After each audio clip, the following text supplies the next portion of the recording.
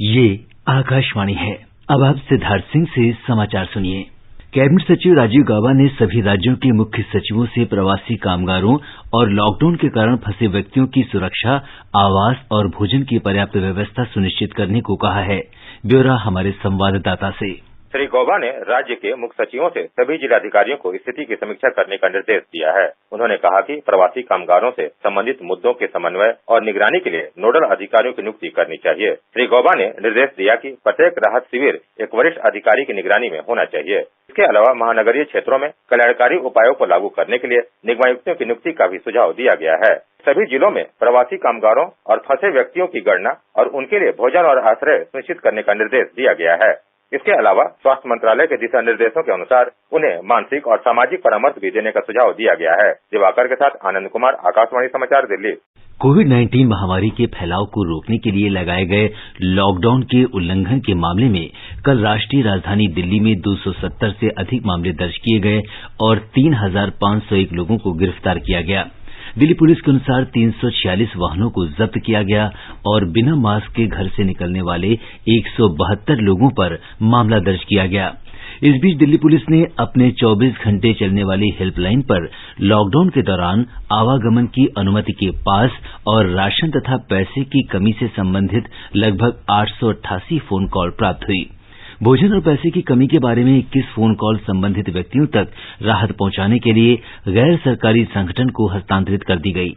Lockdown शुरू होने के बाद से अब तक दिल्ली पुलिस को इस प्रकार की 21,000 से अधिक कॉल मिल चुकी हैं।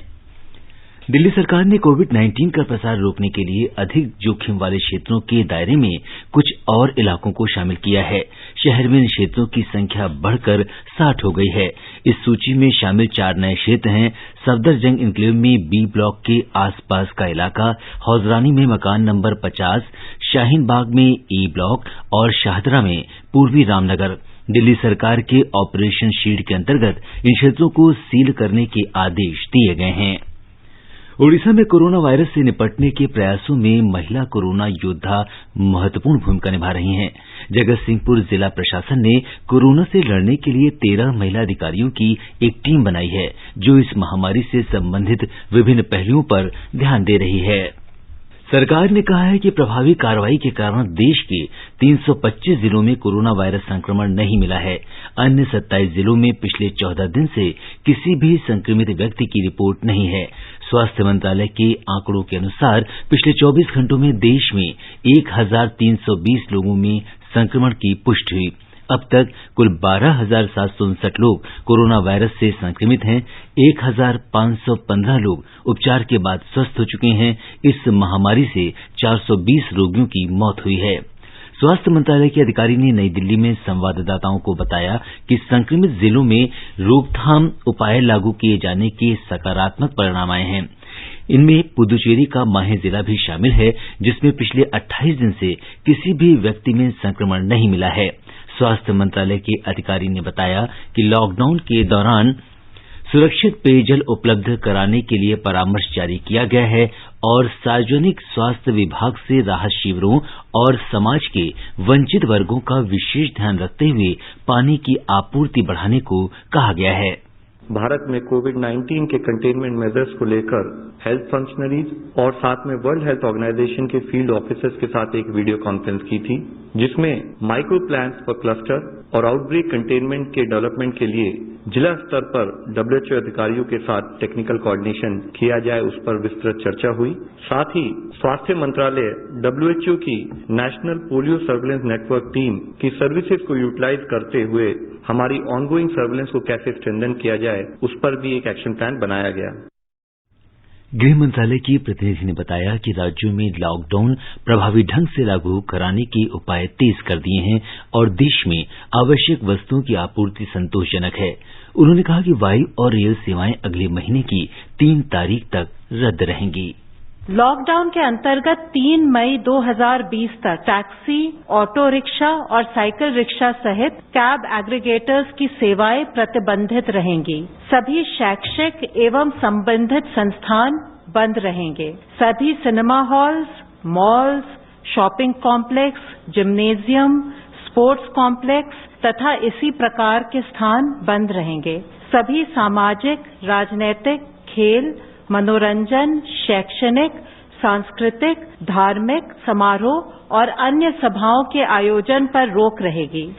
ये समाचार आकाशवाणी से प्रसारित किए जा रहे हैं। भारतीय खाद्य निगम एफसीआई ने लॉकडाउन के दौरान सभी राज्यों और केंद्र शासित प्रदेशों को सार्वजनिक वितरण प्रणाली के तहत 37,40,000 टन अनाज पहुंचाया।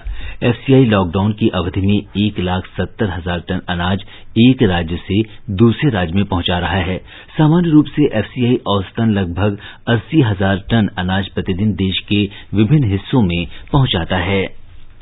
केंद्र ने राज्यों और संघ शासित प्रदेशों को महात्मा गांधी राष्ट्रीय ग्रामीण रोजगार गारंटी कार्यक्रम मनरेगा के अंतर्गत 7,300 करोड़ रुपए जारी किए हैं। ये राशि पिछले वित्तीय वर्ष के बकाया और चालू वित्त वर्ष के पहले पखवाड़े के लिए जारी की गई है। ग्रामीण विकास मंत्री नरेंद्र सिंह तोमर ने कल ग्रामीण विकास से संबंधित सभी प्रमुख कार्यक्रमों की व्यापक समीक्षा की। उन्होंने कहा कि संक्रमण से मुक्त क्षेत्रों में मनरेगा श्रमिकों को पर्याप्त सुरक्षित दूरी बनाए रखते हुए कारगर ढंग से काम फिर शुरू करना चाहिए। जाने माने कृषि वैज्ञानिक एम.एस. स्वामीनाथन ने कृषि गतिविधियों और कृषि उत्पादों की आवाजाही को लॉकडाउन से छूट देने के प्रधानमंत्री नरेंद्र मोदी के निर्णय का स्वागत किया है। डॉक्टर स्वामीनाथन ने किसानों की सहायता के लिए केंद्र और राज्य सरकारों को 5 सूत्री रणनीति का सुझाव भी दिया है। राज्यसभा के पूर्व सदस्य डॉक्टर स्वामीनाथन ने कहा कि किसानों को खेतों और पौधों को स्वस्थ रखने तथा बीमारियों के बारे में सावधान करने के लिए परामर्श मिलता रहना चाहिए। उन्होंने कहा कि शीत भंडारण तथा अन्य सुविधाओं से किसानों को बाजार खुलने तक अपने उत्पाद ताजा रखने में मदद मिलेगी। नीति आयोग के मुख्य कार्यकारी अधिकारी अमिताभ कांत ने कहा है कि सरकार आरोग्य सेतु के जरिए मिलने वाली जानकारी का इस्तेमाल केवल चिकित्सा प्रयोजन के लिए करेगी और लोगों से संबंधित आंकड़ों का किसी अन्य काम के लिए इस्तेमाल कभी नहीं किया जाएगा। श्री कांत ने ट्वीट करते हुए कहा कि निजता अत्यंत महत्वपूर्ण है और सरकार इसे सबसे अधिक महत्व देती है। उन्होंने कहा कि आरोग्य सेतु ऐप व्यक्तियों, उनके परिवारों और समुदाय की कोविड-19 से रक्षा करने में ढाल का काम करेगा। लॉकडाउन के दौरान लोगों को जरूरी चीजों के लिए परेशानी न हो, इसके लिए विभिन्न राज्य सरकारें अनेक कदम उठा रही हैं। छत्तीसगढ़ सरकार ने लोगों को घर बैठे फल सब्जी उपलब्ध कराने के लिए ऑनलाइन पोर्टल शुरू किया है।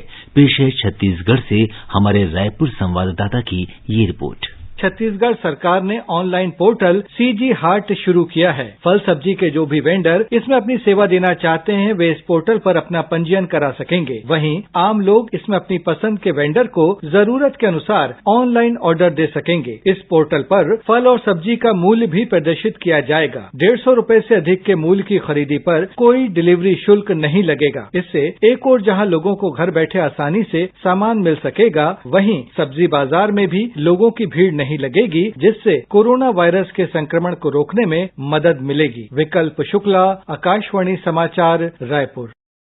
देश में दूसरी बार लॉकडाउन बढ़ाने के प्रधानमंत्री नरेंद्र मोदी के संबोधन को रिकॉर्ड 20 करोड़ 30 लाख लोगों ने देखा। कोविड-19 महामारी की शुरुआत के बाद से प्रधानमंत्री ने 4 बार राष्ट्र को संबोधित किया है। प्रसारण श्रोता अनुसंधान परिषद ने बताया कि दर्शकों की संख्या का पिछला रिकॉर्ड जनता कर्फ्यू के बाद 21 दिन का लॉकडाउन घोषित करते हुए प्रधानमंत्री के दूसरे संबोधन का था। उस समय 19 करोड़ 30 लाख लोगों ने इसे देखा था।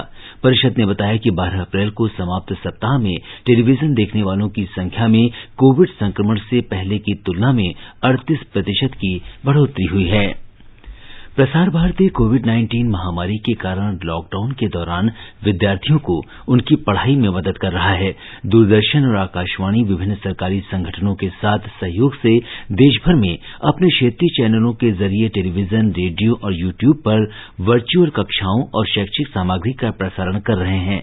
स्कूल बंद होने के कारण इन कार्यक्रमों के प्रसारण से लाखों विद्यार्थियों, विशेष रूप से 10वीं और 12वीं कक्षा के विद्यार्थियों को बोर्ड तथा प्रतिस्पर्धी परीक्षाओं की तैयारी में मदद मिल रही है। इसके साथ ही ये समाचार बुलेटिन समाप्त हुआ।